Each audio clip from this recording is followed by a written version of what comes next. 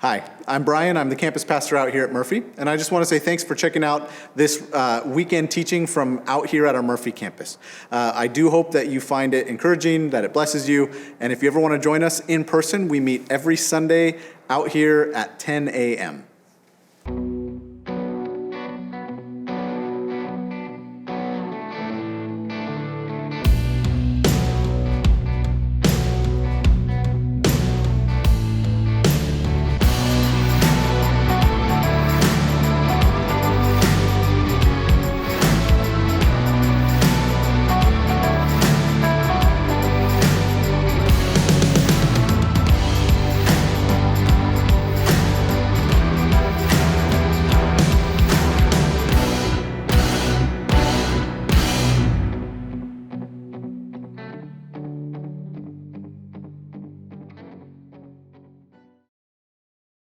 Well, Brian's given me about 15 minutes this morning just to share a bit about recent reflections I've had on the book of John. So I am a Messianic Jew, and perhaps because of my interest in my Jewish heritage, I've thought a lot about why was it so hard for the Jews in Jesus' day to accept him as the Messiah, the Son of God. So I'd like to share with you my perspective on that, and I hope that will give you some further insight into this book of John. So when we first started this book of John together, at the downtown campus, Pastor Mark shared what I thought was a really helpful analogy. He said, John set up his gospel account very much like a courtroom trial, and John is like an attorney. Now, an attorney's opening argument contains bold, confident statements about his defendant. And then in the rest of the trial, he presents his case, calling forth witnesses and bringing evidence. And that's what John is doing with this book. In his opening argument in chapter 1, John makes some amazing claims, something very shocking to his Jewish audience. In verse 1, the Word was God. Verse 3, through him all things were made. Verse 18, no one has ever seen God, but the one and only Son, who is himself God, has made him known. Then in the rest of the book, John calls witnesses to testify through the 7 miracles he recounts. And it's as if some of the people who have been touched by Jesus are one by one taking the stand. Through them, John is presenting evidence that Jesus is who he claimed to be. And then at the very end of his book, John asks his readers to render a verdict. He said, these are written that you may believe that Jesus is the Messiah, the Son of God, and that by believing you may have life in his name. Now, some of the Jews who saw Jesus' miracles, they put their faith in him. However, others were not convinced, and they did not believe. There are really only 2 possible verdicts here. Either Jesus was guilty of breaking the law and blasphemy and should be put to death, or he is, in fact, who he claims to be, the Messiah, the Son of God, God himself. So why was it so hard for the Jews who saw Jesus' miracles to accept his claims? Well, to answer that, we need to look into the Jewish mindset. You see, originally, God chose the Jews among all the nations to be his people. All the other nations served other gods or idols, and it was the Jews alone who knew and served the one true God. Now, God gave his people several distinguishing characteristics to show that they were his people and to set them apart, to show that they were different from all the other nations. First was circumcision, which God gave to Abraham. None of the other peoples in the world at the time practiced circumcision. So this set them apart from the nations. And yet, it wasn't a very visible sign since people back then, like today, wore clothes. So another visible sign that God gave them was the food they could and couldn't eat, foods identified in the law of Moses that were clean and unclean. And when you look through these long lists of foods in Leviticus, it can seem fairly random. These animals are clean and you can eat them. These animals are unclean and you can't eat them. Now, for the other nations, they ate everything. So the fact that the Jews wouldn't eat certain foods was a visible sign that showed other people that they were different. They were set apart to God and following the laws he had given them. If the Jews ever were to eat unclean foods, it would make them defiled, like the pagan nations around them who didn't worship God. So the Jews were very fastidious about keeping themselves pure for God. But perhaps the most visible sign of being a Jew was keeping the Sabbath. In John 5, as we'll see in a few weeks, Jesus tells a man who had been lame for 38 years, who is lying by the pool of Bethesda, to pick up his mat and walk. And when the Jewish leaders protested that Jesus had broken the law of Moses, he replied, "My Father is always working, and I too must work." Now, in the next verse, we see that the leaders have reached their verdict.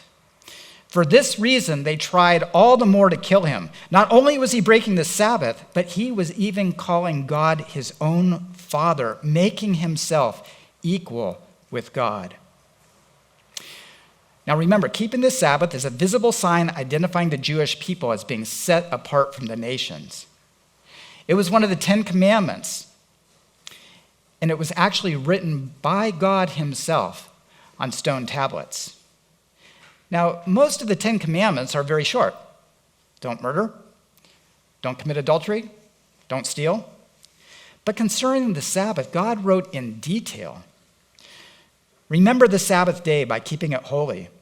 6 days you shall labor and do all your work, but the seventh day is a Sabbath to the Lord your God. On it you shall not do any work, neither you, nor your son or daughter, nor your male or female servant, nor your animals, nor any foreigner residing in your towns.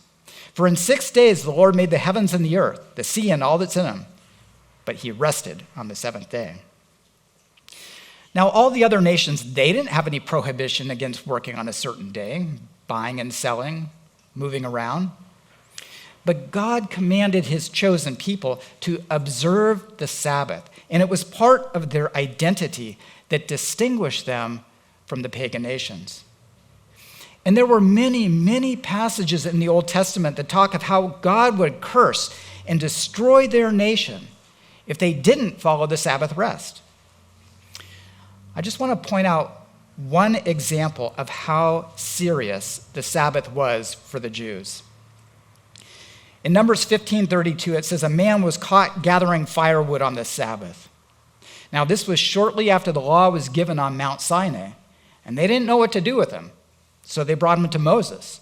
And Moses didn't know what to do with him either. So he goes and inquires of the Lord. And this is what God said to do with this man. The Lord said to Moses, "The man must die. The whole assembly must stone him outside the camp." Now that's God saying that. Or to blow your mind a little bit, that was Jesus saying that.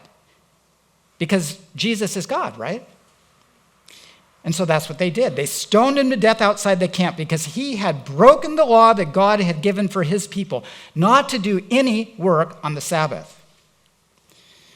Do you understand now a bit more why the Jews were so concerned about keeping the Sabbath?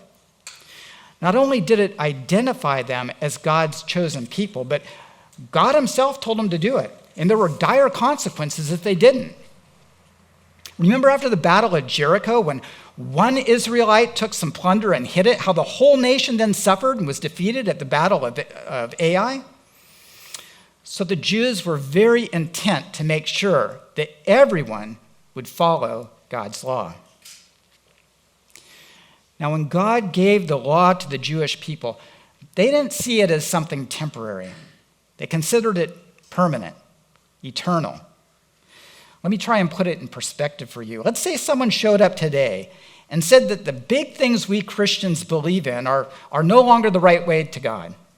For instance, believing that Jesus is the Savior, or that he was bodily raised from the dead. We'd react pretty strongly, wouldn't we? Our response would echo the words of the Apostle Paul, which he told the Galatians, if we or an angel from heaven should preach a gospel other than the one we preach to you, let them be under God's curse. Well, that's about how the Jews felt when Jesus came on the scene. They felt he was minimizing and breaking their traditions, protecting the Sabbath given by God. And they were incensed that he was equating himself with God. I mean, if he was God and God is God, well, then that's two gods. And for a people who believed in only God, that was utter blasphemy, worthy of death.